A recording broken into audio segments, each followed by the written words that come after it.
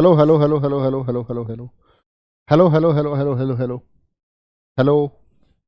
आवाज़ मेरी ठीक है? एक बार चेक कर लेंगे। नवीन, मेरी आवाज़ ठीक है?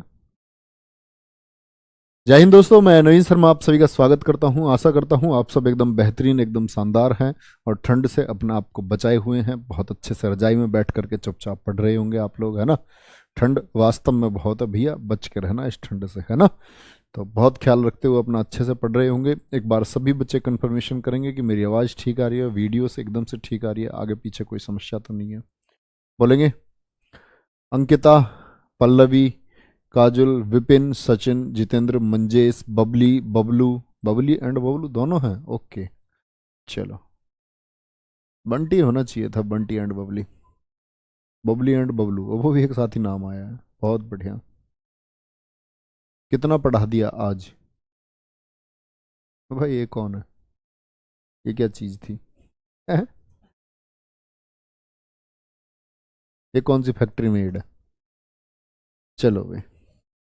तो भैया आज का हमारा टॉपिक होगा गुप्तवंश। क्या पढ़ रहे होंगे हम? गुप्तवंश को पढ़ रहे होंगे। और गुप्तवंश जिसका देखो टाइम पीरियड लिखा हुआ है 319 एडी से लेकर के 319 ईस्वी से लेकर के 540 ईस्वी तक का इसका काल माना गया है।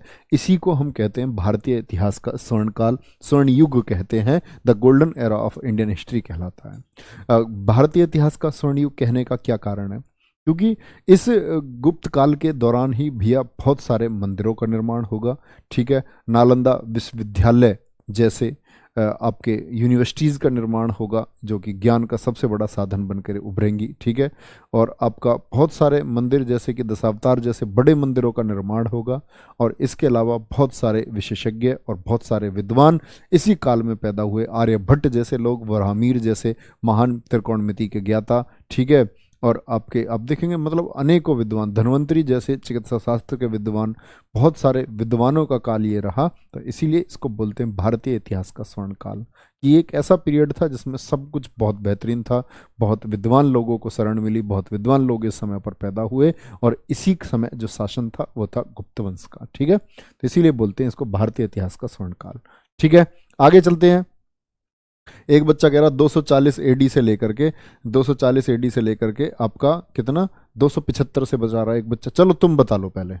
चलो, आकाश बता रहा 275 से है। चलो भाई, और एक दो बच्चे बताएंगे अभी। आकाश 275 से बता रहा है, तो भैया आकाश का है 275। एक और बच्चा है उसका है 250। और तीसरा कोई विशेषज्ञ?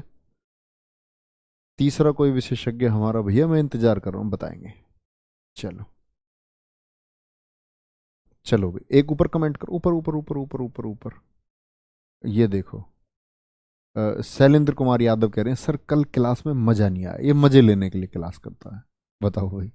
है, मजे लेने के लिए क्लास करता है भैया। मजे लेने के लिए तो और बहुत सारी चीजें हैं, तो मजे लेने हैं तो उनके लिए करो। क्लास में मजा कैसे आ सकता है? क्लास तो सीखने के लिए है, तो सीखने को कुछ मिल जाए वो अच्छी बात है। मजे के लिए क्लास मत किया करो यार। अब तुम मान जाओ, मैं कह रहा हूँ तुम्हें उड़ा दूंगा सबको मैं। चलो इधर आ जाओ, कोई बात नहीं। तो मैंने बोला गुप्त वंश का कार्यकाल 319 एडी से 540 है। ये बातें मैं आपको बताऊंगा क्यों है, कैसे है। ठीक है, तो शुरू करेंगे। गुप्त वंश को शुरू करते हैं भैया। गुप्त वंश के सबसे पहले बात आएगी संस्थापक किसको माना गया है। गुप्त वंश का संस्थापक माना गया है आपका, किसको बोलेंगे? ये है आपका श्रीगुप्त। और श्रीगुप्त को सिर्फ संस्थापक माना गया है, इसके बारे में और कोई विशेष जानकारी नहीं मिलती है। और कुछ सिक्के प्राप्त हुए भारतीय इतिहास में, जिन सिक्कों पर श्रीगुप्तस्य लिखा हुआ था, तो उन्हीं से एक अंदाजा लगाया गया कि एक श्रीगुप्त नाम का शासक होगा। क्या होगा? श्रीगुप्त नाम का एक शासक होगा। ठीक है, जिसको हम लोग मानते हैं, तो इसका एक कार्यकाल होगा। तो जब इसके बारे में ही हमको जानकारी नहीं है, और ये संस्थापक कहते हैं कि इसका जन्म जो मतलब ये शासन इसने विस्थापित किया था, ये 275 एडी में किया गया था। लेकिन बहुत सारे इतिहासकार इस बात को नहीं मानते हैं, ना कभी एग्जाम्स में मानने हैं। एग्जाम्स में जब क्वेश्चन पूछा गया है गुप्त साम्राज्य की स्थापना किस वर्ष हुई, तो 319 एडी एकदम सही आंसर है, क्योंकि उसी दिन गुप्त संवत चला और उसी दिन को इतिहासकार मान्य करते हैं। ठीक है, तो ये पुरानी बातें हैं जिसमें सिर्फ आपको एक नाम याद रखना है कि गुप्त वंश का संस्थापक कौन था। वो संस्थापक था श्रीगुप्त। ठीक है, कोई दिक्कत तो नहीं। चलो भाई, संस्थापक हो गए। और श्रीगुप्त के बाद में एक आया आपका घटोत्कच। कौन? घटोत्कच शासक आया। कोई दिक्कत? ये दोनों ही बहुत महत्वपूर्ण नहीं है आपके पढ़ने के लिए, तो मैंने बोला ये आया घटोत्कच, लेकिन घटोत्कच के बाद में जो गद्दी पर आया, ये घटोत्कच वो मत समझ लेना महाभारत वाला घटोत्कच समझ लो इसको, कभी नहीं, ठीक है। ये इसका श्रीगुप्त का पुत्र घटोत्कच था, और घटोत्कच के बाद में आया आपका चंद्रगुप्त प्रथम। क्या बोलेंगे? चंद्रगुप्त प्रथम आया। चंद्रगुप्त प्रथम को माना जाता है वास्तविक संस्थापक। क्या माना जाता है इसको? वास्तविक संस्थापक हम लोग कहते हैं, वास्तविक संस्थापक। और वास्तविक संस्थापक किसका? गुप्त वंश का वास्तविक संस्थापक किसको कहा जाता है? तो हम चंद्रगुप्त प्रथम को ये क्रेडिट देते हैं, क्योंकि इसी ने गुप्त वंश को, क्या बोलेंगे, गुप्त वंश की हमको पहचान कैसे हुई कि इस दिन चला? क्योंकि ये गद्दी पर बैठा 319 एडी में, और इसने सिक्के चलाए जो सबसे ज्यादा प्रमाणिक हैं, जो सबसे ज्यादा माने जाते हैं, ठीक है। तो ऑथेंटिक क्या है? तो ये बैठा था गद्दी पर 319 एडी में, और गद्दी पर ये रहेगा आपका 334-35 एडी तक, ठीक है। क्या बोलेंगे? 334 एडी कहना एकदम से ठीक होगा। कब तक गद्दी पर रहता है? 319 एडी से लेकर के 334 एडी तक। कौन है? चंद्रगुप्त प्रथम है, ये बात आपको याद रखनी है। और 319 एडी सबसे महत्वपूर्ण क्वेश्चन बनता है, लिखना जिस दिन गद्दी पर बैठा, ठीक है, जिस दिन गद्दी पर बैठा उसी दिन, जिस दिन गद्दी पर बैठा उसी दिन 319 एडी में, 319 एडी में आपका, क्या बोलेंगे इसको, गुप्त संवत को चलाया, गुप्त संवत को चलाया। अब देखो यहां दो चीजें आती हैं। एक तो प्रश्न आया, पहले सभी लोग कमेंट सेक्शन में आंसर करेंगे। मैंने आपको कल बताया था शक संवत कब चला था, फटाफट बताएंगे। कनिष्क ने चलाया था, कनिष्क गद्दी पर बैठा था। सभी लोगों का आंसर चाहूंगा, शक संवत कब चला, ठीक है। एक नाम बच्चे आपके सामने बार बार आएगा, विक्रमी संवत। क्या आता है? विक्रमी, विक्रमी संवत। क्या बोलोगे? विक्रमी संवत। और विक्रमी संवत की बात करते हैं तो इसको हमेशा आपको लिखना है 57 बीसी, 57 ईसा पूर्व। तो कभी कभी हम समझेंगे कि ये दरअसल में विक्रमादित्य नाम पर आ जाएगा, तो ये बात आपको मैं अभी 20 मिनट बाद में क्लैरिफाई कर रहा हूँ कि दरअसल में ये चंद्रगुप्त ने नहीं चलाया था विक्रमी संवत को, ये उज्जैन के एक शासक ने चलाया था। तो वो क्या कंफ्यूजन होता है वो आपको बताऊंगा। शक संवत 78, 78 आधा मत लिखा करो, 78 एडी। क्या बोलोगे? 78 एडी में चला है। कब चला है? 78 एडी में चला है। कोई दिक्कत इस बात में? कोई भी दिक्कत नहीं है।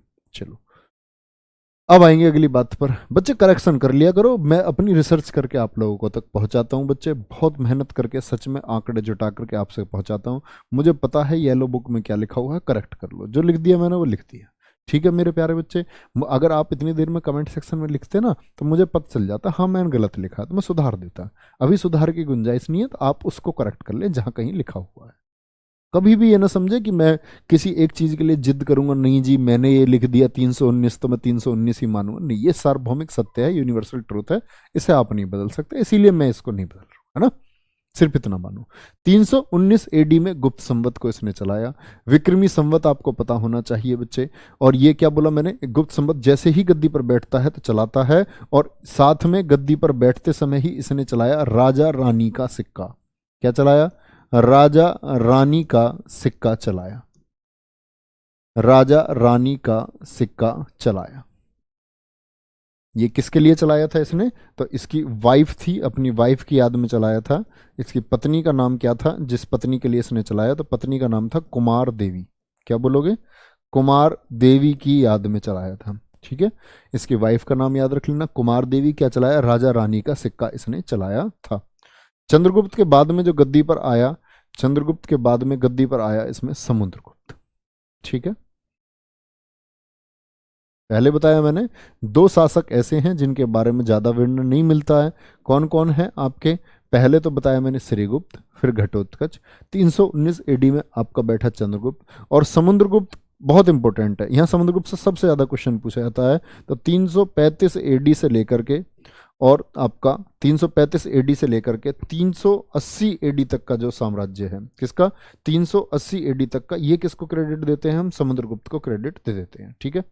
अब यहां एक बात समझ में आती नहीं है, ध्यान से समझना इस बात को, ध्यान से देखो भैया। वेरी गुड सर जी, 30 किलोमीटर दूर किनारे पर है। क्या बात करनी है? क्या नाम है इसका? बच्चे का नाम दिखाओ ऊपर। हाँ ऊपर करो थोड़ा सा। रागिनी गुप्ता। गुड़िया, अब तो यार ऐसे लड़की है, आपसे तो नंबर भी नहीं बोल सकते हम कि लिखो। कैसे बात करोगे? टेक्निकल टीम के, इसके कॉलिंग टीम के नंबर के पास पहुंचे, कॉलिंग टीम के पास फ़ोन करना। तो कॉलिंग टीम के पास जब फ़ोन करोगे तो वो बात करा देंगे, ठीक है? क्या बोला मैंने? 335 एडी से लेकर के 335 एडी से लेकर के और 380 तक का जो टाइम है, ये है समुद्रगुप्त का टाइम। समुद्रगुप्त को क्या क्या बोलते हैं हम, समझना। समुद्रगुप्त को हम लोग कहते हैं, सबसे इंपॉर्टेंट इसका नाम दिया जाता है भारत का नेपोलियन। भारत का नेपोलियन कहा जाता है। भारत का नेपोलियन किसको कहते हैं? ये हम समुद्रगुप्त को बोलते हैं। क्या बोलोगे? भारत का नेपोलियन, राजाधिराज। बहुत बढ़िया। क्या बोलोगे? भारत का नेपोलियन किसको कहा जाता है? समुद्रगुप्त को कहा जाता है। ये बहुत इंपॉर्टेंट बात है बच्चे, इसकी सारी उपाधियां पूछी जाती है। जैसे कविराज किस शासक को कहा गया है, ठीक है? व्याघ्र प्रमारक किसको कहा गया है? तो लिखेंगे कविराज। भारत का नेपोलियन इसी को बोलते हैं, कविराज इसी को कहा जाता है, कविराज। और अगर हम बात करें इसकी बाकी उपाधियों में, जैसे कि परम भागवत उपाधि आती है, कौन सी? परम भागवत उपाधि आती है, जिसके नाम से इसी को जाना जाता है। परम भागवत के अलावा हम कह सकते हैं और कौन है? परम क्रमांक। क्या बोलोगे? परम क्रमांक उपाधि किसकी है? ये उपाधि भी इन्हीं की है, ठीक है? परम क्रमांक उपाधि भी इसी की है।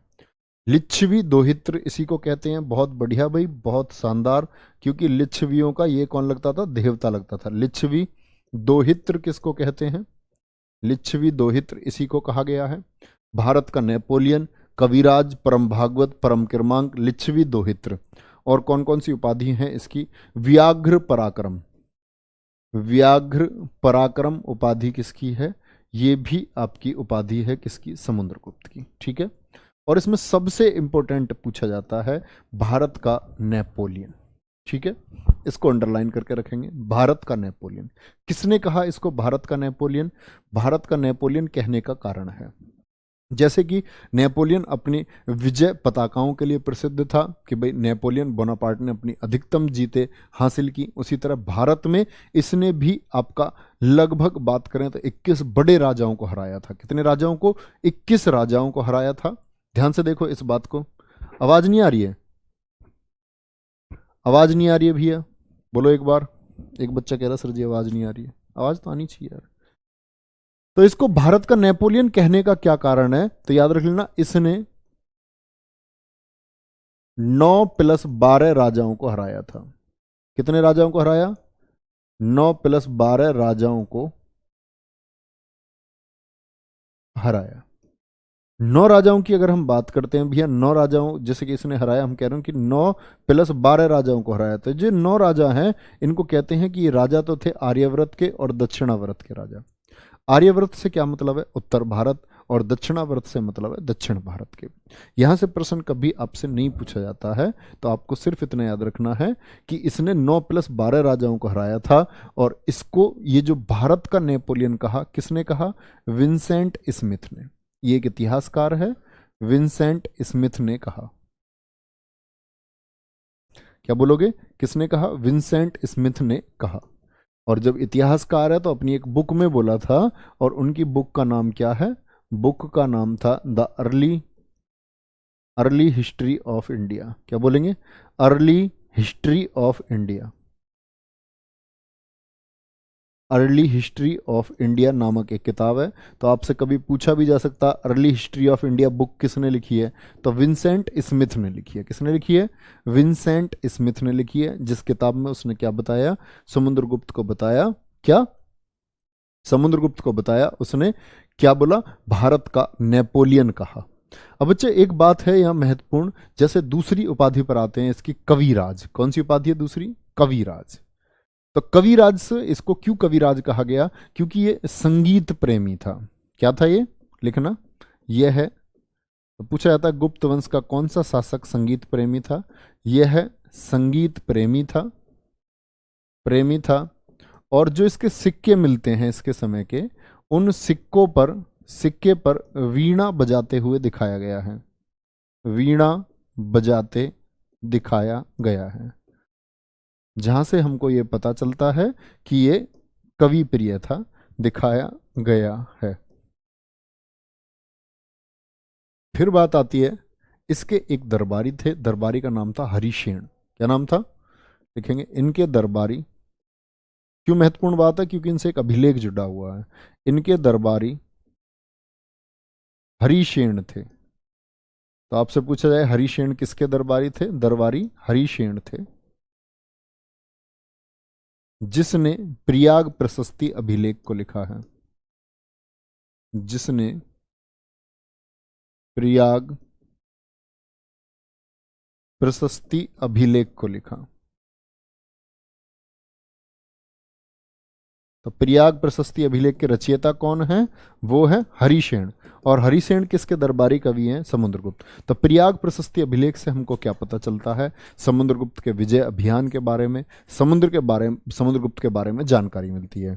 तो ये जो प्रयाग प्रशस्ति अभिलेख है, दरअसल में अशोक का जो कौशाम्बी अभिलेख था, तो कौशाम्बी अभिलेख को उठा करके ले आया था कौन? आपका चंद्रगुप्त प्रथम। ठीक है। और इसके बाद में क्या बोलेंगे इसको, सॉरी चंद्रगुप्त प्रथम नहीं, इस कौशाम्बी अभिलेख को उठा करके लेकर के आया था आपका समुद्रगुप्त कौशाम्बी से, और प्रयाग में इसको रखवाया गया। तो वहीं उस पर इसने इसकी विजयों का वर्णन किया।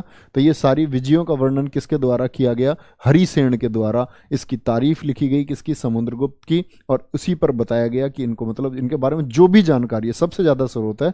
अगर कोई पूछे कि समुद्रगुप्त के बारे में जानकारी का सबसे अच्छा स्रोत क्या है, तो वो है प्रयाग प्रशस्ति अभिलेख। क्या बोलोगे? प्रयाग प्रशस्ति अभिलेख है। ये बात आपको पता होनी चाहिए। ठीक है। अब अगली बात पर आते हैं। अगली बात क्या है? मैंने बता दिया समुद्रगुप्त। दूसरी चीज समुद्रगुप्त की क्या है? इसके पास एक संगठित नौसेना थी। इसके पास एक संगठित नौसेना थी। क्या बोलोगे? इसके पास एक संगठित नौसेना, नौसेना से मतलब है नेवी। तो गुप्त वंश का वह कौन सा शासक था? गुप्त वंश का वह कौन सा शासक था जिसके पास नौसेना थी? तो क्या बोलोगे? एक अच्छी नौसेना थी किसके पास में? वो थी आपकी समुद्रगुप्त के पास में। अब चलो, अब आ जाओ थोड़ा सा मैप पर। ठीक है, यहां ध्यान से देखना। जैसे मैं आपसे अगर बात करता हूं, तो ये गुप्त जो साम्राज्य है आपका, मैंने बोला आर्यव्रत के 9 शासकों को और दक्षिणव्रत के 12 शासकों को इसने हराया। और उन शासकों को हरा करके ऐसा नहीं है इसने उसका साम्राज्य अधीन कर लिया था। इसने उनको जीत करके और ये एहसास दिला करके कि भाई हाँ, वो लोग हार चुके हैं, उनका साम्राज्य उन्हीं को वापस सौंप दिया था। क्या बोलेंगे? उन्हीं का साम्राज्य उन्हीं को वापस सौंप दिया था। बात समझ रहे हैं मेरी? तो इसने मतलब साम्राज्य को अधीन नहीं किया, साम्राज्य उन्हीं को सौंपे रहा। और इनके समय पर जो मुख्य केंद्र था वो क्या हुआ करता था? मैंने बोला प्रयाग में, क्योंकि अभिलेख इसने प्रयाग में लिखवाए। तो ये वहां से कंट्रोल करते रहे, बाकी आधिपत्य नहीं किया इसने, है ना। इसने अपने साम्राज्य को बहुत अधिक नहीं बढ़ाया, लेकिन शासक बहुत अच्छा था, आप ये बात कह सकते हैं। तो इसके पास एक संगठित नौसेना थी, ये बात याद रख लेना। इसी के समय का, जैसे प्रयाग प्रशस्ति अभिलेख बताया, इसी के समय का एक है एरण अभिलेख। एरण अभिलेख, ये भी नोट करना। एरण अभिलेख किसके समय का है? समुद्रगुप्त के समय का है। और इससे, एरण अभिलेख से हमें क्या पता चलता है? सती प्रथा के बारे में जानकारी मिलती है कि सती प्रथा उस समय प्रचलित थी। सती प्रथा प्रचलित थी। ये कौन सी बात बताता है हमें? कौन सा अभिलेख बताता है? ये अभिलेख बताता है एरण अभिलेख। इसको एक शासक था गुप्त वंश का ही, नाम था भानुगुप्त। भानुगुप्त ने जारी कराया था। बाद में आएगा ये शासक, जारी कराया। तो ये अभिलेख आया, इसीलिए मैं आपको लिखवा रहा हूं एक साथ अभिलेख। सती प्रथा क्या थी? बहुत सारा बच्चा सोचता है। तो बच्चे पहले क्या होता था, जैसे आज के टाइम में ये है कि आप निकल लिए मान के चलो, और आपकी वाइफ को जिंदा थोड़ी जलाएंगे। लेकिन पहले क्या होता था, पति के मरने पर पत्नी को भी उसकी चिता पर जिंदे बिठा दिया जाता था। इसी को कहते थे सती होना। क्या बोलते थे? सती होना, इसी को कहा जाता था। ठीक है, चलो भाई, बहुत बढ़िया। यहां तक कोई दिक्कत? बच्चे भारत का नेपोलियन, ये बिल्कुल ठीक बात है कि उसको कहना चाहिए, क्योंकि नेपोलियन बोनापार्ट बाद का। एक बच्चे ने बहुत अच्छा क्वेश्चन किया है, लेकिन आप याद रख लेना बच्चे, किसी की जब आपका विदेशी इतिहासकार है तो वो किसको आधार बना करके लिखेगा? विदेशी इतिहासकार, नया इतिहासकार है, तो उसने तुलना किससे कर दी? उसने तो आधुनिक समय को देखते हुए नेपोलियन बोनापार्ट से उसकी तुलना कर दी, और वो भारत में है, तो भारत का क्या बोलेंगे? उसको क्या बोलते हैं? भारत का नेपोलियन बोला गया। ठीक है, चलो। समुद्रगुप्त भी समझोगे आप आगे आते आते, कौन है समुद्रगुप्त, यहां तक कोई दिक्कत? भारत का समुद्रगुप्त। एरन अभिलेख सती प्रथा प्रचलित थी, इसके बारे में जानकारी देता है। तो ये किससे संबंध रखता है? एरन अभिलेख ये गुप्त वंश से संबंध रखता है, ये बात आपको पता होनी चाहिए, और कई बार प्रश्न पूछा गया है। ठीक है, अगर आपसे बच्चे भाषा का पूछा जाए, इस समय भाषा कौन सी प्रचलित हो चुकी थी? भाषा इस समय संस्कृत का प्रचलन था। जैसे मैंने बताया ना, पहले तो प्राकृत थी, पहले तो प्राकृत भाषा थी, लेकिन अभी राजवंशों में, अगले राजवंशों में क्या हुआ कि भाषा संस्कृत की तरफ हम लोग बढ़ने शुरू हो गए। ठीक है गुरुजी, बारूद का प्रयोग कब हुआ? बारूद का प्रयोग भी सीखोगे, बारूद का प्रयोग भी आएगा। अरे इतनी फुर्ती में क्यों हो, गोला बारूद पे पहुंच गए एकदम से, है? चलो, यहां बात समझ रहे हैं? तो ये एक बार रिपीट करेंगे फटाफट क्रम से, जो जो राजा मैंने आपको बताए उन राजाओं के नाम लिखेंगे। जल्दी से बताओ। पहले बताया मैंने आपको किसको? श्रीगुप्त, इसके संस्थापक थे। फिर घटोत्कच, घटोत्कच के बाद में 319 एडी पर, फटाफट से अपने दिमाग में रिकॉल करो एक बार। 319 एडी में चंद्रगुप्त मौर्य गद्दी, चंद्रगुप्त सॉरी प्रथम गद्दी पर बैठता है, और उसी दिन चलाता है गुप्त संवत को। किसको चलाता है? गुप्त संवत को उसी दिन चलाता है। ठीक है, राजा रानी का सिक्का चलाया उसकी पत्नी कुमार देवी की याद में, और 319 एडी से 334 एडी तक सक्रिय रहा गद्दी पर। ठीक है, इसके बाद में समुद्रगुप्त 335 से लेकर के 380 तक, जिसको हम क्या बोलते हैं? भारत का नेपोलियन कहते हैं। किसने कहा? विंसेंट स्मिथ ने। किस बुक में कहा? Early history of India book में कहा। ठीक है, कविराज, परम क्रमांक, व्याघ्र आपका व्याघ्र क्या बोलेंगे? व्याघ्र पराक्रम की जो आपकी संज्ञा दी गई, वो किसको दी गई? वो दी गई आपकी समुद्रगुप्त को। ठीक है, यहां तक की बात में 9+12 राजाओं को उसने हराया, और उनका साम्राज्य भी उनको उसने वापस सौंप दिया था। सिक्का क्या बोला उसको? वीणा बजाने का उसको शौक था, इसीलिए कवि प्रिय भी हम उसको बोलते हैं। तो ये छोटी छोटी बातें कर रहे थे, जिसमें सबसे महत्वपूर्ण बात थी उसका दरबारी हरिशेन। हरिशेन ने क्या लिखा? प्रयाग प्रशस्ति अभिलेख को लिखा। प्रयाग प्रशस्ति अभिलेख किसके बारे में है? समुद्रगुप्त के बारे में जानने का सबसे अच्छा स्रोत है ना? इतनी बात हम कर रहे थे, बहुत बढ़िया।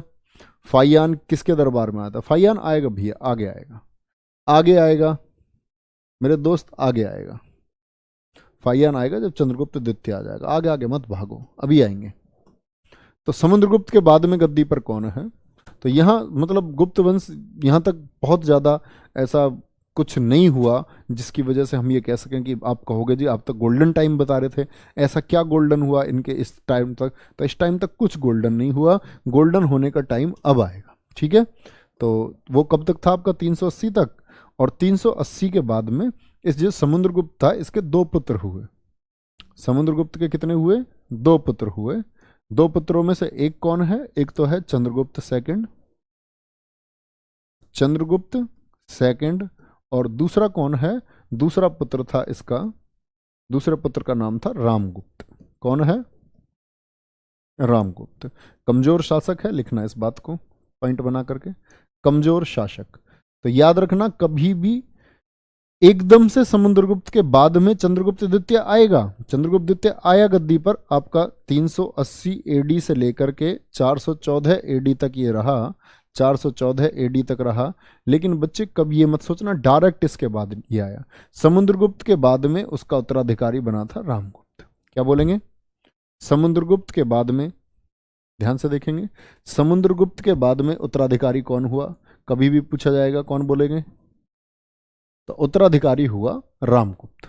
दो बेटे हैं उसके, लेकिन ये उत्तराधिकारी जो बना है ये कैसा है? कमजोर शासक है। इसी की वाइफ का नाम है, इसी की वाइफ थी ध्रुव देवी, जिसकी इतिहास में एक कहानी है ध्रुव देवी। आप हिंदी पढ़ते हैं ना, हिंदी, हिंदी में जयशंकर प्रसाद जी की एक रचना है, आप पढ़ोगे हिंदी साहित्य में, मैं ही पढ़ाऊंगा आपको। ध्रुव स्वामिनी, ध्रुव स्वामिनी जयशंकर प्रसाद जी ने लिखा है एक नाटक। तो वो किस चीज के लिए? इसी ध्रुव देवी के ऊपर है ना? चलो भाई, क्योंकि जयशंकर प्रसाद जी ने बहुत लिखा है इसके गुप्त वंश के ऊपर। तो ये ध्रुव देवी क्या है, और इधर शक शासक थे, शकों का साम्राज्य था, ठीक है। तो जो ये शक शासक भारत में राज कर रहे थे, तो इस समय शकों का एक राजा बड़ा प्रतापी शासक था, शकों का राजा, शकों का राजा था एक इनके समय पर ही रुद्र तृतीय। समझना, रुद्र तृतीय जो है ये मजबूत है, मजबूत है, यानी कि प्रतापी शासक से मतलब ही हो गया ना, मजबूत शासक था। तो इसको पता चलता है कि ये जो ध्रुव देवी है ये बहुत सुंदर थी। आप कहोगे जी फिर ऐसे ही बता रहे हो आप, बहुत सुंदर थी, तो मैं कैसे पता है? देखो ध्यान से, आकाश जी राजधानी उज्जैन थी ना भैया? हाँ बच्चे, दो राजधानी में आपको गुप्त वंश में, देखो अभी मैं सैनेरियो बता रहा हूँ सिर्फ, इसकी गुप्त काल की विशेषताएं और उपलब्धियां जैसे मैं बताता हूं बाद में वो बताऊंगा, है ना। राजधानी इनकी दो थी, पाटलिपुत्र भी राजधानी थी और इनकी राजधानी उज्जैनी भी थी। सबके बारे में बात करेंगे अभी, बस जस्ट सेनेरियो दे रहा हूं मैं आपको, एक धीरे धीरे समझते चले जाओगे। क्या बोलोगे इसको? तो मैंने बोला इसके उत्तराधिकारी कौन बने? रामगुप्त। रामगुप्त की पत्नी थी कौन? ध्रुव देवी। तो ध्रुव देवी बहुत सुंदर थी और शकों के राजा रुद्र तृतीय का दिल इस पर आ जाता है, और दिल इस पर आ जाता है तो दिमाग से काम लेकर के ये बोलता है रामगुप्त से। किससे बोलता है? रुद्र तृतीय रामगुप्त से बोलता है, कहता है कि ये मैं तुम्हारे ऊपर हमला करूंगा, या तो हमले से बचना चाहते हो तो अपनी पत्नी मुझे दे दो, है ना। पत्नी को मांग रहा जैसे कोई गिफ्ट हो, है ना, कोई गुलाब का फूल हो कि पत्नी दे दो। अब रामगुप्त ने सोची, इन्होंने कहा ओए ऐसे कैसे बोल रहा भाई, है रुद्र तृतीय तेरी हिम्मत कैसे हुई? इसमें कही हिम्मत तो फिर युद्ध के मैदान में मिल लियो कल को, है ना, ऐसे ही तो कहते हैं। मतलब ऐसा कुछ बोला होगा उसने, दूत भेज करके बोला होगा कि अपनी पत्नी, या तो पत्नी को भेज दो भैया, या तो पत्नी दे दो या साम्राज्य दे दो। रामगुप्त को पता अगर साम्राज्य चला गया तो फिर पत्नी कहाँ रहेगी, है ना, पत्नी तो फिर भी चली जाएगी, साम्राज्य। तो उसने सोचा चलो भाई शादी वादी तो दूसरी कर लेंगे, कोई दिक्कत ना, राजा तो बना रहे। इसने कही भैया ले जाओ ध्रुव देवी को, है ना। तो ध्रुव देवी को देने को तैयार हो गया था, आबरू देने को, इज्जत देने को जो तैयार हो जाए तो वो कमजोर शासक है। लेकिन ध्रुव देवी जो है, इस ध्रुव देवी का चक्कर था किससे? चंद्रगुप्त सेकंड से। इसका चक्कर किससे था? चक्कर था इसका रामगुप्त, लिख मत लेना नोट्स में, चक्कर लिख लो कभी। मतलब इसका चक्कर था चंद्रगुप्त द्वितीय से, मतलब देवर है ना इसका, ये देवर से इसका चक्कर था। रामगुप्त का छोटा भाई है ये, दो पुत्र है ना ये बड़ा भाई है। रामगुप्त बड़ा उत्तराधिकारी इसीलिए तो हुआ था, ये बड़ा था। तो इसका चक्कर किससे है? इसका चक्कर है चंद्रगुप्त द्वितीय से। इसने चंद्रगुप्त से रात को कही कि ऐसे ऐसे तुम्हारे भैया तो मुझे अब रुद्र थर्ड जो है उसको देने वाले हैं।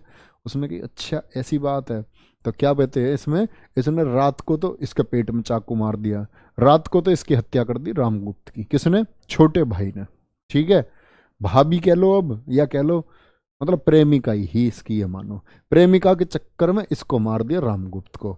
और फिर अगले दिन युद्ध किया था किससे? रुद्र तृतीय से। वो युद्ध करने के लिए कह रहा था ना, उससे मना कर दिया, भाई ध्रुव देवी नहीं मिलती तुझे, तो इज्जत बचा ली इसने, ये समझो। ध्रुव देवी नहीं मिलती और युद्ध हुआ और शकों को हरा दिया था इसने, शकों को हरा दिया था, ठीक है।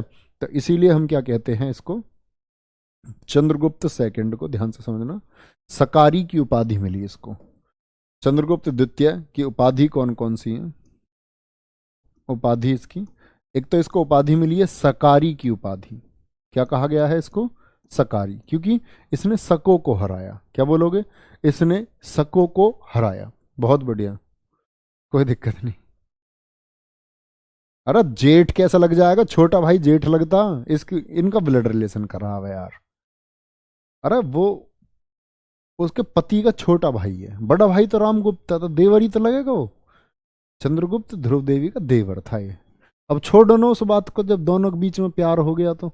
उपाधि कौन है? उपाधि इसकी सकारी, क्योंकि इसने क्या किया भैया, मैंने बताया आपको, इसने शकों को हराया, शकों को। विक्रमांक किसको कहा गया है?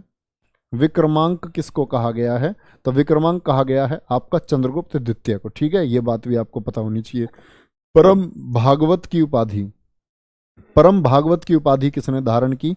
अब यहां से एक बात समझो, परम भागवत उपाधि दोनों ने धारण की थी, समुद्रगुप्त ने भी और चंद्रगुप्त द्वितीय ने भी। तो अगर ऑप्शन में आए तो किसको लगाना है भैया, चंद्रगुप्त द्वितीय को लगाना है ना। परम भागवत उपाधि, परम भागवत नाम से सबसे ज्यादा जो प्रचलित था वो आपका चंद्रगुप्त द्वितीय था। तो परम भागवत उपाधि किसको क्या बोलोगे, चंद्रगुप्त द्वितीय को मिली थी परम भागवत उपाधि, ये याद रख लेना। और अगर क्रम में बात करते हैं तो ये कौन सा था आपका, 14वां विक्रमादित्य। क्या बोलेंगे इसको, 14वां विक्रमादित्य,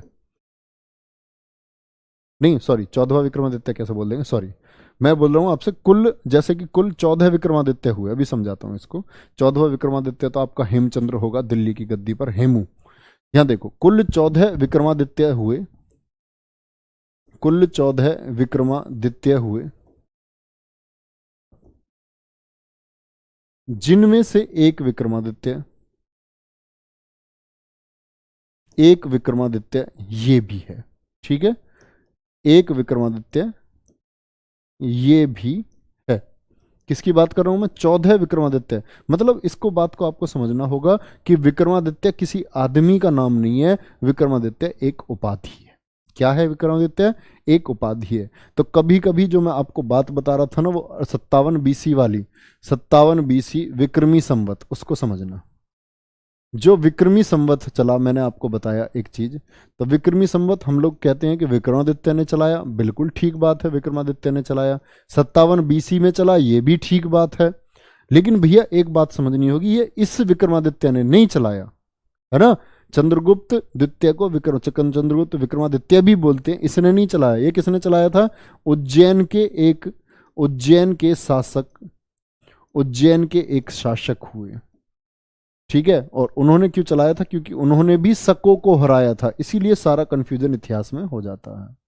क्या बोलोगे, विक्रमी संवत जो चलाया था वो उज्जैन के एक स्थानीय शासक थे, उन्होंने चलाया था, उनके पास भी उपाधि थी विक्रमादित्य की। तो इसी तरह क्या बोलेंगे, बिल्कुल भाभी मां समान होती है, बड़ी भाभी मां समान होती है, बिल्कुल ठीक बात है, होना भी चाहिए। लेकिन भैया राजाओं में ऐसा नहीं होता, राजाओं को तुमने देखा होगा, इनको तो साम्राज्य विस्तार की पड़ी रहती थी, है ना। चलो भाई आगे चलते हैं। तो ये विक्रमादित्य कहलाया, और इसी का जो समय है, इसी की वजह से हम इसको बोलेंगे भारतीय इतिहास का स्वर्ण युग। भारतीय इतिहास का स्वर्ण युग गुप्त वंश किसके समय पर बना, तो वो चंद्रगुप्त द्वितीय के समय पर बना था, ठीक है। चलो हाँ, ये बेताल वाला ही विक्रमादित्य है, अभी आएगा थोड़ी देर में, बेताल को बुलाएंगे। बेताल देखोगे, बेताल कैसा होता है, चलो यहां आ जाओ। तो मैंने बोला उपाधि इसकी सकारी है, विक्रमांक इसको कहा जाता है, परम भागवत इसको कहते हैं। भारतीय इतिहास में कुल कितने, 14 विक्रमादित्य हुए हैं, जिनमें से एक कौन सा है आपका, एक है चंद्रगुप्त विक्रमादित्य। कौन है, चंद्रगुप्त विक्रमादित्य। आगे अगली बात पर, इसके दरबार में 9 रत्न रहते थे। जैसे अकबर के दरबार में आएंगे ना, अकबर के दरबार में, इसके दरबार में भी कितने रत्न रहते थे, 9 रत्न रहते थे। पूछा गया क्वेश्चन है कमीशन के द्वारा, भारतीय इतिहास का वह शासक कौन है जिसके दरबार में अकबर की तरह 9 रत्न रहते थे। तो नवरत्न किसके दरबार में होते हैं, ठीक है। विक्रम संवत इतना महत्वपूर्ण क्यों है, महत्वपूर्ण नहीं है भैया, पहले विक्रमी संवत, जब तक भारत सरकार ने शक संवत को नहीं अपनाया, उससे पहले भारत सरकार, उससे पहले विक्रमी संवत को हम लोग अपनाते थे, इसीलिए वो महत्वपूर्ण है। विक्रमी संवत और शक संवत के बीच में कितना अंतर है, 135 वर्षों का अंतर है। वो 78 है, ये 57 है, दोनों को जोड़ दो, वो ईसवी में और वो आपका 57 ईसा पूर्व में, दोनों को जोड़ोगे 135 वर्ष आएगा, है ना। 135 वर्षों का अंतर है। चलो आगे चलो। इनके दरबार में 9 रत्न रहते थे। नंबर 1 कालिदास, सबसे इंपोर्टेंट। कालिदास को क्या बोलते हैं भैया, बोलो। कालिदास की उपाधि क्या है, भारत का शेक्सपियर बोलते हैं इनको। कालिदास को क्या बोलते हैं, भारत का शेक्सपियर। शेक्सपियर, शेक्सपियर लेखक है ब्रिटेन के, बहुत अच्छे, जिसने रोमियो जूलियट, मैकबेथ, ओथेलो, ठीक है, the King Lear, Julius Caesar जैसी किताबें जिसने लिखी हैं, तो वो शेक्सपियर। तो भारत का शेक्सपियर किसको कहा जाता है, कालिदास को। और कालिदास ने कौन कौन सी ऐसी रचनाएं कर दी, देखेंगे। कालिदास की पहली रचना का नाम है मेघदूत। थोड़ी थोड़ी बातें मैं आपको इनके बारे में बताता चलूंगा, सुनते रहना, आप लोगों को पता होना चाहिए। पहली रचना कौन सी है, मेघदूत, ठीक है। मेघदूत में क्या है कि मेघदूत में इन्होंने एक कहानी बताई है। राजा, जो राजा था आपका कुबेर, राजा कुबेर भगवान शिव की पूजा करता था। भगवान शिव की पूजा करता था तो 100 मंत्र बोला करता, और 100 मंत्र बोलते समय वो मंगाता था अपने 100 कमल। नवीन इसको ऑन कर दो एलईडी को।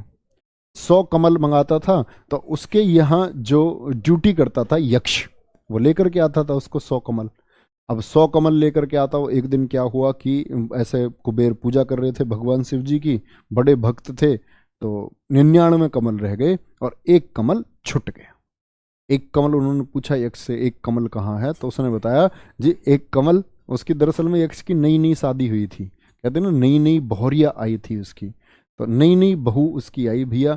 उसने कही जी मेरी जो वाइफ है आज बड़ी सुंदर लग रही थी, जब नहा के मैंने उसे सुबह सुबह देखा तो जी एक कमल गलती से मैंने उसके बालों में लगा दिया, माफ कर दो। बोला अच्छा, एक तो तपस्या तोड़वा दी बीच में से, और पत्नी के बहू के चक्कर मारा है, पत्नी के चक्कर मारा, तो उसको कहते हैं उसको दूर भेज दिया कहीं पर्वतों पर।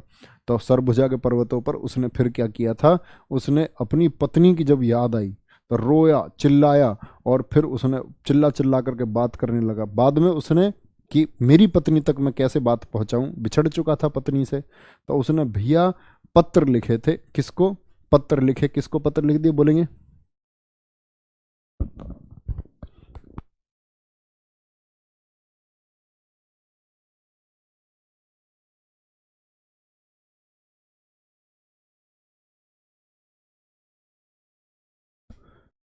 क्या बोलेंगे उसको? तो फिर ये बोलने लगा कि भैया तो वो पत्र जो पहुंचाए आपके, पत्र किसके द्वारा पहुंचाए गए? पत्र आपके मेघ के द्वारा पहुंचाए गए। तो मेघ ने उसमें दूत का काम किया, इसलिए उसको बोलते हैं रचना को मेघदूत रचना। ठीक है। रघुवंशम, ये सभी पूछे जाते हैं रघुवंशम रचना किसकी है, रघुवंशम रचना किसकी है? तो रघुवंशम में क्या किया है इन्होंने? 29 राजाओं के बारे में बताया है। किसके बारे में? 29 राजाओं के बारे में बताया है। ये 29 राजा कौन है? तो जैसे आप भगवान श्री राम की वंशावली को देखते हैं तो रघुकुल कहा जाता है उनको, रघुकुल रीत सदा चली आई। तो राजा दिलीप से लेकर के, राजा दिलीप से लेकर के भगवान राम का वंश शुरू हुआ था। कहाँ से बोलेंगे? जैसे राजा दिलीप से शुरू होकर के, दिलीप थे, फिर रघु हुए, राजा रघु हुए थे इसमें, है ना। रघु के बाद में फिर राजा हुए थे अज, अज के बाद में फिर दशरथ हुए थे, दशरथ के बाद में आपके फिर राम हुए, भगवान श्री राम, और श्री राम के बाद में कुश हुए। तो ऐसी 29 राजा जो रघुवंश के हैं। किसके? रघुवंश के। तो भगवान श्री राम का जो वंश शुरू हुआ था, कहाँ से शुरू हुआ था? वो दिलीप से शुरू होकर के, और भगवान राम के बाद में दिलीप रघु ये होते हुए, तो रघुवंशम में वही 29 राजाओं के बारे में बताया गया है। कोई दिक्कत तो नहीं? चलो, एक तीसरा लिखा इन्होंने अभिज्ञान शाकुंतलम। क्या लिख लेंगे? अभिज्ञान शाकुंतलम रचना इन्हीं की है, अभिज्ञान शाकुंतलम। और अभिज्ञान शाकुंतलम की अगर बात करते हैं तो ये क्या है? आपका पहला अनुवादित नाटक है। क्या बोलेंगे? भारत का ऐसा कौन सा ग्रंथ है जिसको किसी भाषा में सबसे पहले अनुवादित किया गया? तो अंग्रेजी भाषा में। तो लिख लेना पहला अनुवादित, अनुवादित मतलब ट्रांसलेट किया गया हो जिसको। संस्कृत में था, संस्कृत के बाद से इसको इंग्लिश में ट्रांसलेट किया गया था। और अभिज्ञान शाकुंतलम एक ऐसा ग्रंथ है बच्चे जो दुनिया की ज्यादातर भाषाओं में ट्रांसलेट आज के समय में हो चुका है। ठीक है, चलो आगे आएंगे। पहला अभिज्ञान शाकुंतलम की बात करते हैं। पहला अनुवादित ग्रंथ कौन सा है? पहला ट्रांसलेटेड, पहला अनुवादित ग्रंथ कौन सा है आपका? क्या बोलेंगे? वो अभिज्ञान शाकुंतलम है। और इसमें कौन कौन है, किस किस की कहानी थी? दुष्यंत और शकुंतला की। दुष्यंत नाम सुना है ना आपने? दुष्यंत और शकुंतला। तो दुष्यंत, यस और नो में बताओ मुझको। एक थी दुष्यंत शासक था, दुष्यंत राजा, महाभारत में भी दिखाया गया, इनकी पीढ़ी में सबसे पहले है दुष्यंत। और आपका एक थी शकुंतला। शकुंतला ये थी जो अप्सरा थी, अप्सरा, स्वर्ग की अप्सरा, मेनका की बेटी थी ये तो। स्वर्ग की जो अप्सरा थी मेनका की पुत्री थी, है ना। और इधर ये थे आपके राजा, क्या बोलेंगे? दुष्यंत। तो दुष्यंत और शकुंतला की प्रेम कथा को इसमें बताया गया है। और दुष्यंत और शकुंतला का ही पुत्र था भरत, जिनके नाम पर हमारा देश भारत का नाम पड़ा है। भारत का नाम किसके नाम पर है? भरत पर। और भरत वो नाम जो है वो किसका पुत्र है? वो दुष्यंत और शकुंतला का पुत्र है। और उसी के ऊपर क्या ग्रंथ लिखा गया है? अभिज्ञान शाकुंतलम को लिखा गया है। तो आप समझ सकते हैं कितना महत्वपूर्ण ग्रंथ है। एक है विक्रमोर वर्षियम। क्या बोलेंगे? विक्रमो वर्षीयम। विक्रमोर्वशीयम का मतलब है इसमें एक आपकी प्रेम कहानी है। इसमें भी मतलब आप कहोगे जी कैसे कालिदास ने प्रेम कहानी लिखी है, तो एक था राजा पुरूरवा और उस स्वर्ग की सुंदरी थी, स्वर्ग की सुंदरी उर्वशी। तो राजा पुरूरवा और उर्वशी की प्रेम कहानी बताई गई है किसमें, विक्रमोर्वशीयम में बताई गई है। और इन्हीं लिखा था आपका मालविकाग्निमित्र, ये तो मैं बता चुका आपको अग्निमित्र के समय भी। मालविकाग्निमित्र को किसने लिखा, मालविकाग्निमित्रम भी बोलते हैं, तो कालिदास ने लिखा था। किसने, कालिदास ने लिखा था। और छठा इनका महत्वपूर्ण ग्रंथ है कुमार संभवम। क्या बोलेंगे, कुमार संभवम को इन्होंने लिखा, कुमार संभवम लिखा।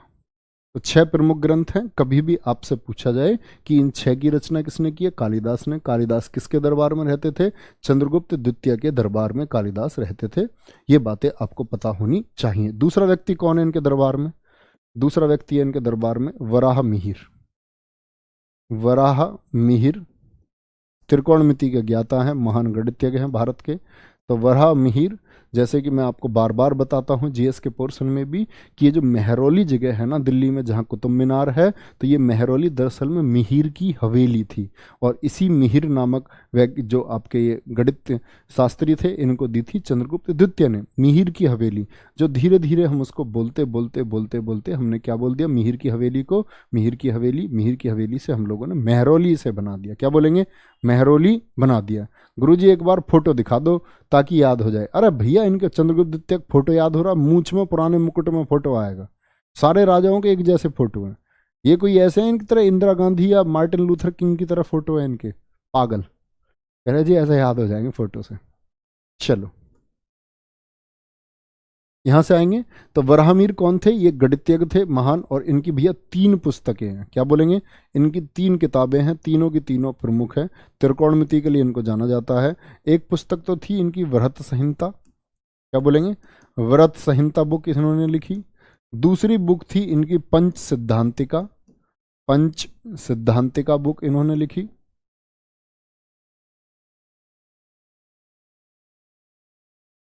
पंच सिद्धांतिका बुक इन्होंने लिखी। और तीसरी इनकी बुक का नाम था, तीसरी बुक थी इनकी ब्रज जातक। क्या बोलेंगे, व्रज जातक बुक इन्होंने लिखी। ये 3 पुस्तकें हैं, तीनों पुस्तक आपको याद रखनी है। तो महान गणितज्ञ वराहमीर किसके दरबार में रहते थे, क्या बोलोगे, चंद्रगुप्त द्वितीय के दरबार में रहते थे। ये दूसरे इनके दरबारी थे। तीसरे की बात करते हैं भैया, तीसरे दरबारी कौन थे इनके, तीसरे प्रमुख दरबारी का नाम आता है इनके का जैसे कि शंकु था एक, शंकु। शंकु कौन था, ये डिजाइनर था। जैसे आप बोलते हैं वास्तुकार था ये। क्या बोलेंगे, वास्तुकार, जो भवन निर्माण आदि के बारे में जानता है कि जी, कहता नहीं है कोई कोई कि बाथरूम इस दिशा में होना चाहिए, सीढ़ी इस दिशा में होनी चाहिए, तो ऐसे वास्तुकार। भाई ध्रुव देवी का फोटो मांग रहे हैं, ध्रुव देवी का फोटो नहीं है भैया। ठीक है आगे चलो। सर जी नालंदा विश्वविद्यालय की स्थापना किसने की। तुम तो भाई बड़े फास्ट बच्चे हो, तुम इतने होशियार हो तो पढ़ते क्यों हैं। अभी आएगा बच्चे, नालंदा आगे आएगा। कुमार गुप्त ने आगे पढ़ोगे आप। सर जी आप इंस्टाग्राम पे रिप्लाई नहीं करते। रतन का क्या मतलब होता है, ये बच्चे ने पूछा, राहुल ने। ठीक, रतन बच्चे बोलते हैं मोती को। जैसे मोती कहीं भी पड़ा हो वो अलग ही चमकता है, ऐसे ही रतन का मतलब होता है वैल्यूएबल पर्सन थे इनके, नो वैल्यूएबल पर्सन है ना, जो ज्ञानी लोग थे उनको बोलते हैं हम रत्न, रत्न कहते हैं। चलो भाई, तनु बाबू लव यू, ये सुशील कुमार कह रहे तनु बाबू लव यू। चलो भाई इनको प्यार दे दो, इनका नाम नोट कर लो, कोर्स ब्लॉक कर दो इनका, है ना, अभी तुरंत। चलो शंकु कौन है, ये है वास्तुकार। ऐसी भैया चौथा था छपणक। छपणक किसके दरबार में था, इन्हीं के दरबार में था। छपणक से पूछेगा चंद्रगुप्त मौर्य के दरबार में छपणक का संबंध किस विषय से था, तो ज्योतिष से इनका संबंध था। बाकी के नाम याद कर लो, जैसे कि अमर सिंह था एक, अमर सिंह। क्या बोलेंगे, अमर सिंह था। एक था आपका घट करपर। क्या बोलोगे, घट करपर था, घट करपर। 7वें थे आपके धनवंतरी। क्या बोलोगे, धनवंतरी। चलो भाई धनवंतरी, देखो भारत के इतिहास में तीन धनवंतरी हुए। 8वें थे आपके शंकु, छपणक, अमर सिंह, घटकर पर। वर रुचि, वर रुचि, एक और छुट गए भाई कोई से, वर रुचि। और 9वें क्या हो जाए, हाँ बेताल भी तो रहेगा, बेताल भट्ट, बेताल भट्ट। चलो बोलो फटाफट। यहाँ से आएंगे सर जी मेहरौली का स्तंभ लेख, हाँ बच्चे आएंगे, सब कुछ आएगा मेरे लाल मेरे प्यारे, बोलो मत कुछ भी, ये लिखो नोट करो और पढ़ते रहो। मैं बताऊंगा मेहरौली का स्तंभ लेख पर क्या लिखा हुआ है, क्या नाम लिखा हुआ है। चंद्रगुप्त द्वितीय का नाम चंद्र लिखा हुआ है, लोहे का बना हुआ है, कुतुब मीनार के प्रांगण में स्थित है। चलो करेंगे बात, करेंगे करेंगे करेंगे। क्या बोलेंगे, अमर सिंह हो गए, घटकर पर हो गए, धनवंतरी को याद कर लो, एक तो ये कौन था, ये चिकित्सक था। धनवंतरी कौन था, ये चिकित्सक था। देखो भारत के इतिहास में धनवंतरी हुए हैं। एक धनवंतरी थे देवताओं के धनवंतरी, धनवंतरी शब्द अब तो हम डॉक्टर को ही बोल देते हैं। तो धनवंतरी कौन है, एक तो वो धनवंतरी है जिनकी याद में आप दीपावली से पहले बर्तन खरीद कर लेकर आते हो, धनतेरस मनाते हो, तो वो देवताओं के वैद्य थे एक। लेकिन एक वैद्य कौन से रहे, वो चंद्रगुप्त सेकंड के दरबार में थे, चिकित्सक थे, जिनको हम कहते हैं धनवंतरी। ये जैसे कि बेताल भट्ट की बात करूँ, ये जादूगर था। भट्ट का मतलब होता पंडित, उपाधि होती थी भट्ट। भट्ट का मतलब क्या, पंडित एक उपाधि थी। तो ऐसा व्यक्ति जो भूत पिचासों को कंट्रोल कर सकता था, तो ऐसा ही एक था बेताल भट्ट जो जादूगर था। कौन था, बेताल भट्ट एक जादूगर था, ये याद रख लेना। घटकर पर था इसका मुख्य सलाहकार। कौन था ये, मुख्य सलाहकार कौन था, ये था घटकर पर। ठीक है, अमर सिंह के बारे में कुछ महत्वपूर्ण है नहीं, और इनकी बात छोड़ देंगे आप लोग। यहां बच्चे फिर बात आती है इसी गुप्त काल में, नौरत्न तो नहीं है, लेकिन इसी गुप्त काल के अंतिम समय में आर्यभट्ट भी हुए। तो ये बात हम सिर्फ ये देख रहे हैं कि ये महत्वपूर्ण लोग जो हुए हैं गुप्त वंश में हुए, आर्यभट्ट हुए आपके। ठीक है, जैसे आर्यभट्ट ने क्या दिया था, सूर्य सिद्धांत दिया था। सूर्य सिद्धांत जो इन्होंने बुक दी, या जिसको हम आर्यभट्टियम पुस्तक कहते हैं, क्या बोलते हैं, आर्यभट्टियम बुक भी कहते हैं, जिसको हम आर्यभट्टियम पुस्तक। इस पुस्तक से बच्चा हमें सब कुछ पता चला, पृथ्वी की त्रिज्या से लेकर के, पृथ्वी की त्रिज्या है ना, जानते हो ना आप, पृथ्वी की त्रिज्या की वो लगभग गोलाब ऑबलेट स्प्राइड उसकी आकृति है। पृथ्वी गोल नहीं है, ना वो अंडाकार है, ना वो आपका क्या बोलेंगे उसको, चपटी है, उसको क्या बोलते हैं कि वो लगभग गोलाब है। जो उसका सही नाम है वो है ऑबलेट स्प्राइड, यानी कि जो रेडियस है वो बराबर नहीं है दोनों तरफ से। तो ये किसने बता दिया सबसे पहले, ये सबसे पहले बताया था किसने, आर्यभट्ट ने। पाई के मान से लेकर के शून्य की खोज तक, वर्गमूल घनमूल की विधि, जो स्क्वायर रूट और क्यूब रूट आप निकालते हैं, वो सभी विधियां किसने दी, आर्यभट्टियम पुस्तक में आर्यभट्ट ने दी हैं। तो लिख लेना इसमें सब कुछ। ठीक है, शून्य पाई हो गया आपका, अंडर रूट हो गया आपका, क्यूब रूट हो गया। ठीक है, और आपका इसमें बोल सकते हैं पृथ्वी की त्रिज्या आदि के मान किसने दिए थे, पृथ्वी की त्रिज्या।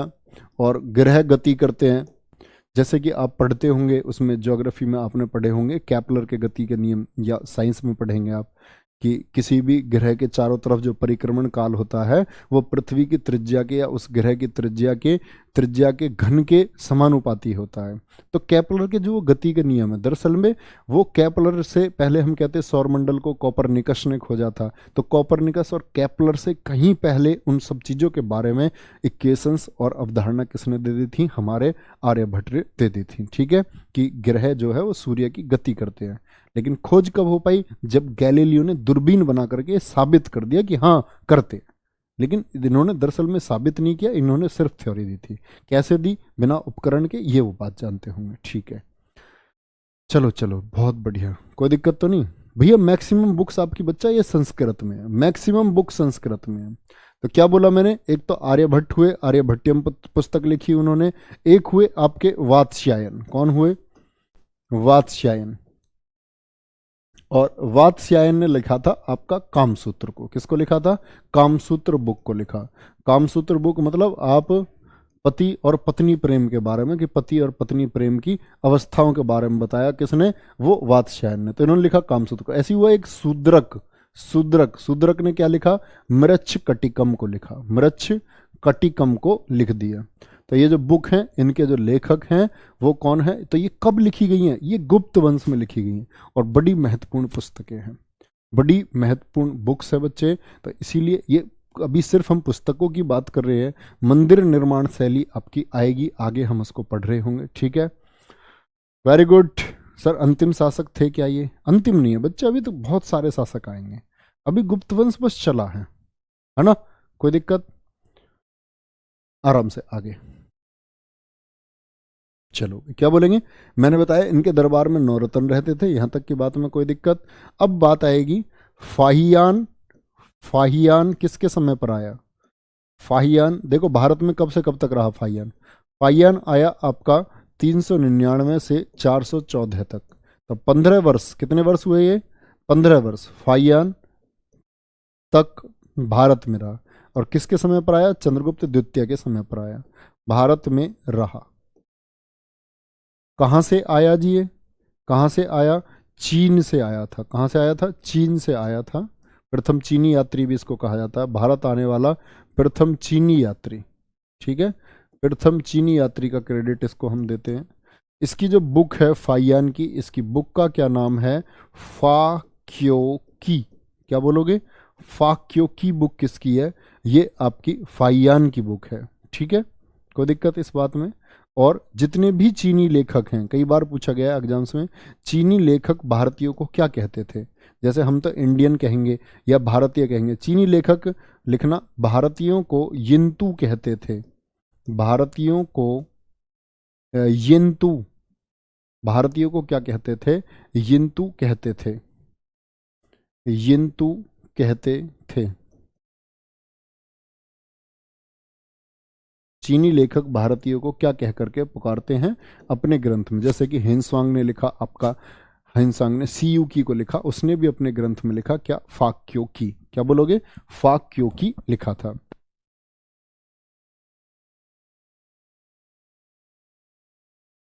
बोलेंगे भैया एक बार, यहां तक कोई दिक्कत किसी को? यहां तक की बात में किसी को कोई दिक्कत? अब एक बार आप लोग अपने क्वेश्चन लिख दोगे, किसी का कोई डाउट है तो वो अब टाइप कर देंगे एक बार।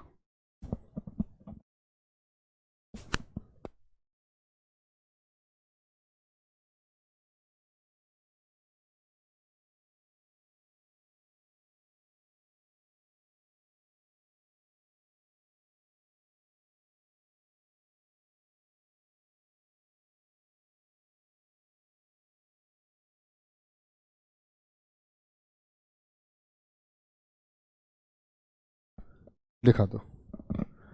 बोलेंगे सर जी प्रयाग प्रशस्ति अभिलेख की भाषा क्या थी? बच्चे प्रयाग प्रशस्ति अभिलेख मैंने बताया ना, सभी इस समय अभिलेखों की भाषा आपकी संस्कृत हो चुकी थी, संस्कृत भाषा थी। लिपि लिख सकते हैं आप, लिपि ब्रह्मी थी। लिपि नोट कर सकते हैं आप, लिपि कौन सी थी? ब्रह्मी थी। और बच्चे क्वेश्चन बताएंगे बाकी सब लोग। चलो, हाँ हिंदी की क्लास होगी आज मेरी, आप शाम को हिंदी की क्लास में ले रहूंगा आपसे, आपकी शाम 7 बजे से। 399 से 414 बच्चे क्वेश्चन पूछेंगे, डाउट पूछेंगे। आर्यभट्ट नहीं, अब चंद्रगुप्त द्वितीय से संबंध नहीं है, चंद्रगुप्त द्वितीय के बाद में हुए हैं। मैं सिर्फ आपको गुप्त वंश का ये समझा रहा हूं कि इस समय कितने महान व्यक्तियों का संबंध रहा है। गुप्त वंश से संबंध है, चंद्रगुप्त द्वितीय से नहीं है। चलो बहुत बढ़िया, काजल बोल रही है क्लियर है सर। नीचे क्या लिखा है? यिंतु, यिंतु लिखा है, यिंतु, ये पर छोटी ई न तय, यिंतु।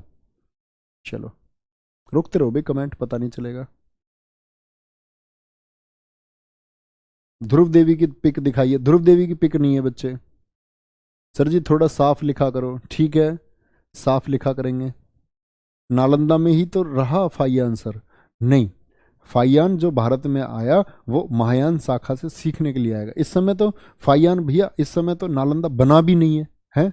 नालंदा तो अभी इसके बाद में एक शासक आएगा कुमारगुप्त, वो नालंदा विश्वविद्यालय का निर्माण करेगा।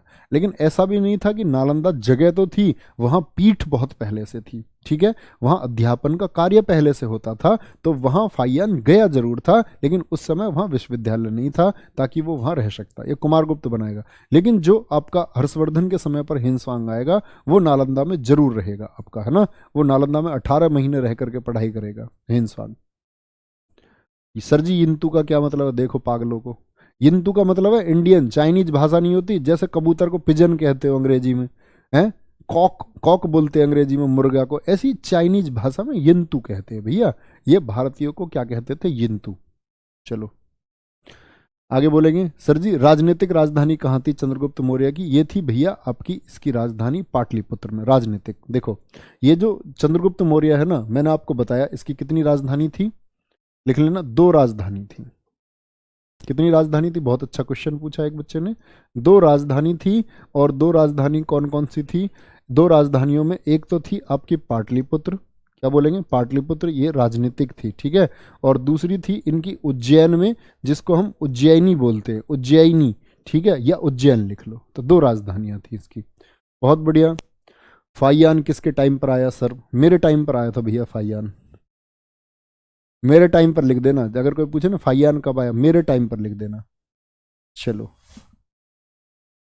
स्तूप क्या होता है सर जी? भैया बौद्ध धर्म में बनाते हैं स्तूप। देखो जैसे आप देखोगे ना कि गुंबद होते हैं, जैसे कोई भी आपकी आप मस्जिद वगैरह देखोगे ऐसे बनी हुई होगी, है ना, ठीक है। जैसे कि आपके मॉन्यूमेंट्स वगैरह आप देखते हैं, जैसे जिनको हम दरवाजे बोलते हैं, ऐसे बनते हैं। मंदिरों की आकृति कैसी होती है? हिंदू मंदिरों की लगभग ऐसी होती है ना।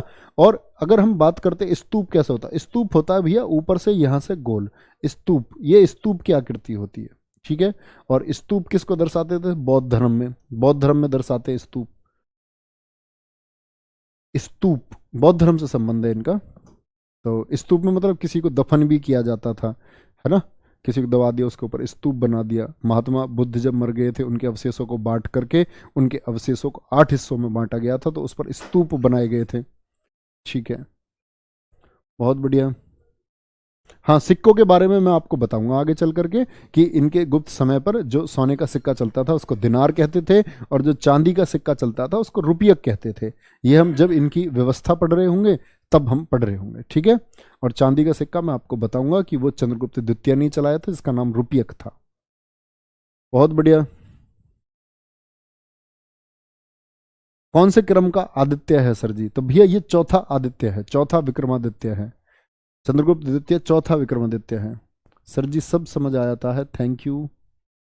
देखो एक हिंदी वाला आ गया, कह रहा आम का बहुवचन। अब तुझे बहुत मारूंगा, आम का बहुवचन।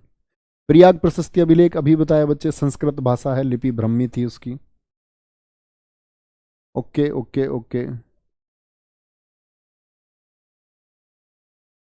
कामसूत्र क्या होता है? कामसूत्र कामसूत्र ही होता है, और क्या होता है? चलो, चंपू शैली क्या है? अब हिंदी क्वेश्चन पूछ रहे हो यार। चंपू शैली होती है गद्य और पद्य को जब मिला दिया जाता है तो उसको उससे बनता है चंपू, चंपू काव्य बनता है। थोड़ा बड़ा बड़ा लिखा करो, लक्ष्मी कह रही है। ठीक है बच्चा, बड़ा बड़ा लिखेंगे, बहुत बड़ा बड़ा लिखेंगे, इतना बड़ा बड़ा। आंख है तुम्हारी बटन है। तुम्हें पता पहले जो वो थे ना आपके गुरुकुल, वहाँ गुरुकुल में बोर्ड नहीं थे, डिजिटल बोर्ड नहीं थे। वहाँ तो सिर्फ बताया जाता था मुंह से बोल के, और बच्चे की श्रवण शक्ति पर निर्भर करता था कि वो सुन करके कितना स्टोर कर सकता है। वही अच्छा छात्र होता था। एक तो होता छात्र, है ना, एक होता प्रतिभाशाली छात्र, एक होता अढ़ाया छात्र। अढ़ाई छात्र का मतलब है उसके तो घर बैठ के भी तुम उसे पढ़ाओगे ना, जब भी उसके दिमाग में नहीं आएगा। वो छोटे लिखो, बड़ा लिखो, लेफ्ट लिखो, राइट लिखो, अप लिखो, डाउन लिखो, वो इसी में रह जाता। बच्चे पढ़ लो, कुछ नहीं रखा छोटे बड़े में, है ना, पढ़ो। फाक्यों की किस भाषा में है? नाम से ही पता चल रहा है उसको, चीनी भाषा में भैया, चीनी भाषा में, चीनी भाषा में फाक्यों की। चीनी ले गए। चलो ठीक है, पढ़ते रहो अच्छे से आराम से, और मिलते हैं अगली क्लास में। गुप्त वंश को आगे कंटिन्यू करेंगे, इसकी उपलब्धियां बता रहूँगा, सिक्के वगैरह के बारे में, बाकी शासकों के बारे में बता रहूँगा आपको। जय हिंद, जय भारत, टेक केयर।